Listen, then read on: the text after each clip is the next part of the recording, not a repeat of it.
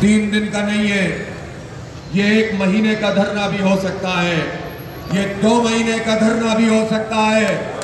और अगर हुकूमत ने हमारे मुतालिबात को नहीं माना, आवाम को रिलीफ नहीं दिया, बिजली की कीमतें कम नहीं की, IPPs को लगाम नहीं दी, तनख्वाहदारों का टैक्स खत्म नहीं किया, स्लैब जो लगाया है वो खत्म नहीं किया, पेट्रोल की लेवी खत्म नहीं की, तो फिर ये धरना यहां भी रहेगा और आगे भी बढ़ेगा।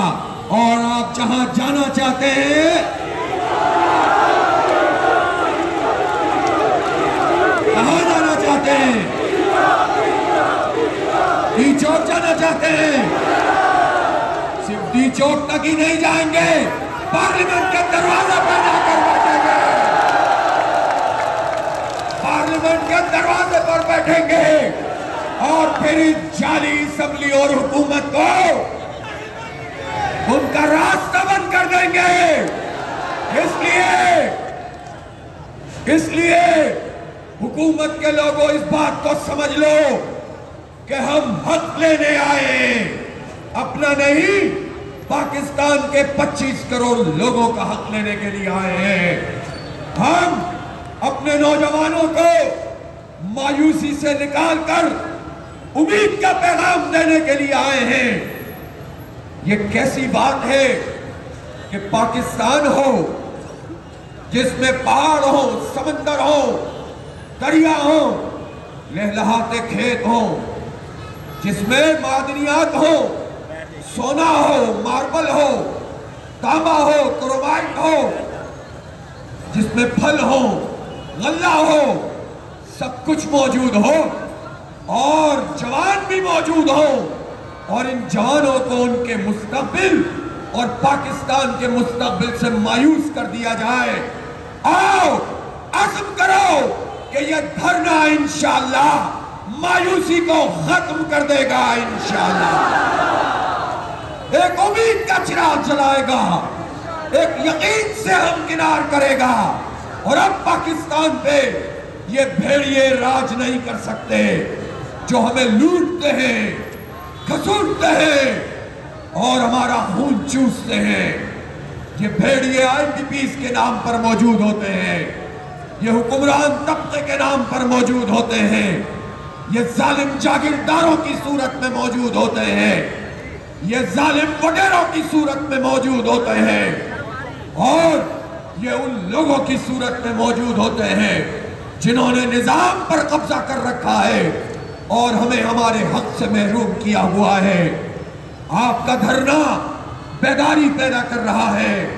मैं आपको यकीन दिलाता हूं, आप बैठे मरी रोड पर हैं, आप धरना यहां दिए हुए हैं और पाकिस्तान के चप्पे चप्पे के लोग आपसे उम्मीद लगाकर बैठ गए हैं। तो क्या हम बिजली की कीमतें कम कराए बगैर जा सकते हैं? क्या हम IPPs को लगाम दिए बगैर जा सकते हैं? क्या हम तनख्वाहदार लोगों का ये जालिमाना स्लैब खत्म कराए बगैर जा सकते हैं? क्या हम आटे और चीनी और दाल और खाने पीने की चीजों और बच्चों के दूध पर जो टैक्स लगाया गया है, इस टैक्स को खत्म कराए बगैर जा सकते हैं? तो फिर ये बताना चाहता हूं हुकूमत को कि इन्होंने चारों तरफ कंटेनर लगा के इस्लामाबाद को बंद कर दिया, यहां के शहरियों को तंग किया, और इन्होंने चारों तरफ के रास्ते बंद करके ये समझा कि जमात इस्लामी का रास्ता रोका जा सकता है। फिर इन्होंने एक और साजिश की कि किसी तरह ये धरने के लोग जब मुख्तलिफ जगहों से आए तो फिर उसके बाद एक तसादुम पैदा हो जाए, पुलिस को हमारे मुकाबले में लाकर खड़ा कर दिया जाए। मैं पुलिस के करप्ट अफसरान की बात नहीं करता, मैं तो उस पुलिस वाले की बात करता हूं कि जिसको सिर्फ आपके पुरअमन धरने को रोकने के लिए 2-2 दिन तक इन्होंने सड़कों पे खड़ा रखा है। शर्म का मुकाम है कि ये अपने महकमे के लोगों के साथ ये जुल्म करते हैं। ये हमें उस सिपाही से लड़ाना चाहते थे, हमें उस अफसर से लड़ाना चाहते थे कि जो अगर ईमानदारी से काम करे और रिश्वत ना लेता हो तो वो भी आप ही की तरह बिजली का बिल अदा करने के काबिल नहीं है। ये हमें आपस में लड़वा के ये हुक्मरान तबका अपने मजमूम मकासद पूरे करना चाहता था, लेकिन हम इस बात को अच्छी तरह समझते हैं कि 2 स्टेप बैकवर्ड होकर कैसे आगे बढ़कर हमला किया जाता है। इसलिए हमने अमन को तरजीह दी, हमने पुरअमन सियासी मुजाहिमत को तरजीह दी।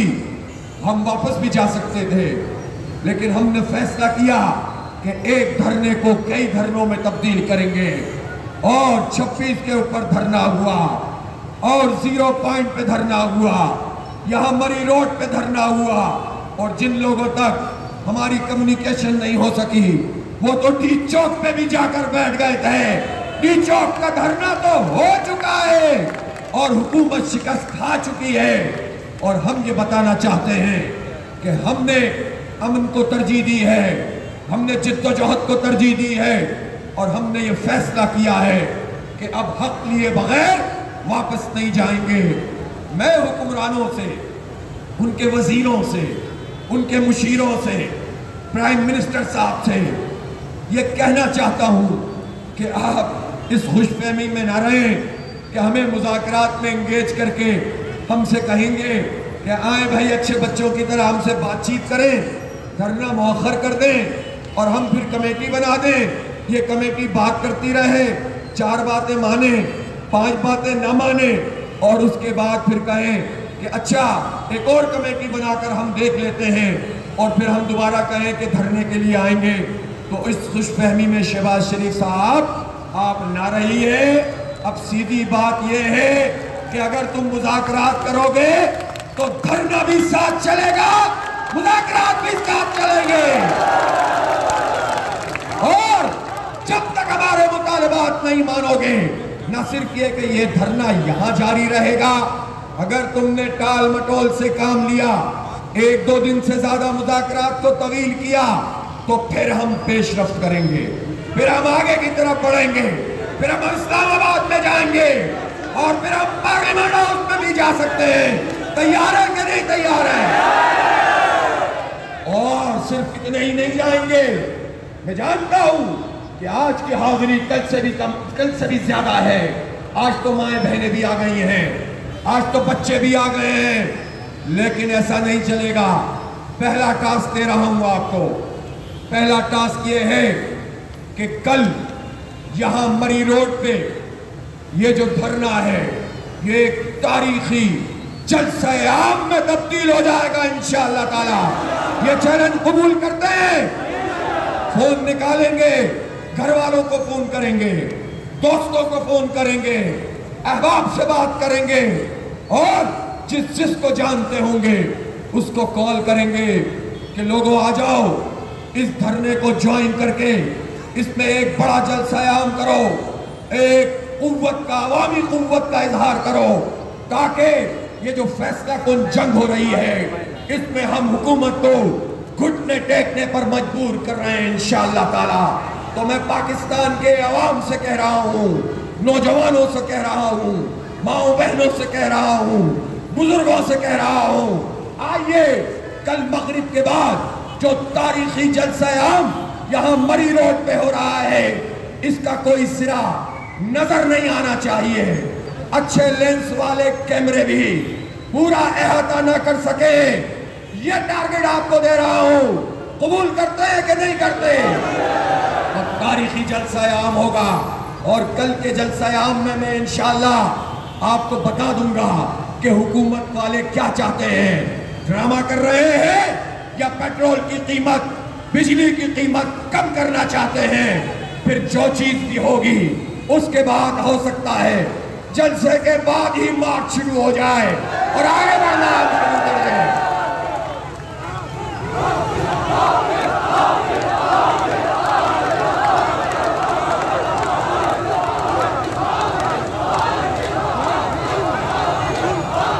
और एक और भी टेक्निक ये लगा सकते हैं, इनके यहाँ बहुत बड़े बड़े फनकार होते हैं, वो कहेंगे कि इनको एंगेज करो, इनको थका दो, ये धरने में कब तक बैठेंगे, ये अपना रोजगार कैसे छोड़ेंगे, ये अपना कारोबार कैसे छोड़ेंगे।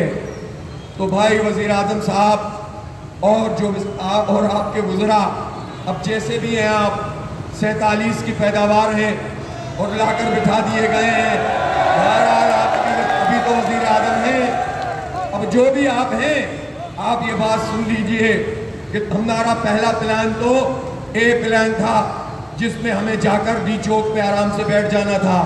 जब आपने कंटेनर लगा दिए और चाह के तसादुम करके इस धरने को ख़त्म करें और जमात के लोग भी ये समझें कि हमने बहुत ज़बरदस्त पॉलिटिकल पॉइंट स्कोरिंग कर ली, हंगामे हो गए, गोलियां चल गईं, गिरफ्तारियां हो गईं, जाने चली गई खुदा ना खास्ता, और अब हम ये सब कुछ होने के बाद कह दें कि हमने बहुत तारीखी काम किया और घरों को चलते हैं, तो हमने आपका ये प्लान नाकाम कर दिया और बी प्लान के मुताबिक कई धरने बेवकूफ़ दिए और यहाँ पर आकर हमने अपना जो है वो ये पड़ाव डाल दिया है। तो आप क्या समझते हैं कि आप अगर हमें एंगेज करके हमें थकाना चाहते हैं, तो पहले तो मैं आपसे पूछता हूँ, क्या आप थकेंगे? आपको मौजूद रहना है, आप मौजूद रहेंगे।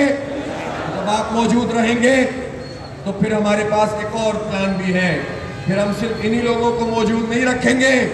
आपको अंदाजा ही नहीं है कि इस दफा हम क्या सोच कर आए हैं। और ये धरना सिर्फ मरी रोड पे नहीं होगा, बैकवक्त मरी रोड पे भी हो रहा होगा और डी चौक पे भी हो रहा होगा, पार्लियामेंट में भी हो रहा होगा, कराची में भी हो रहा होगा, चित्राल में भी हो रहा होगा, लाहौर में भी हो रहा होगा, कोयटा में भी हो रहा होगा, पिशावर में भी होगा, मलाकंद में होगा, गवादर में होगा। पूरे मुल्क में शाहराहों पे बैठ जाएंगे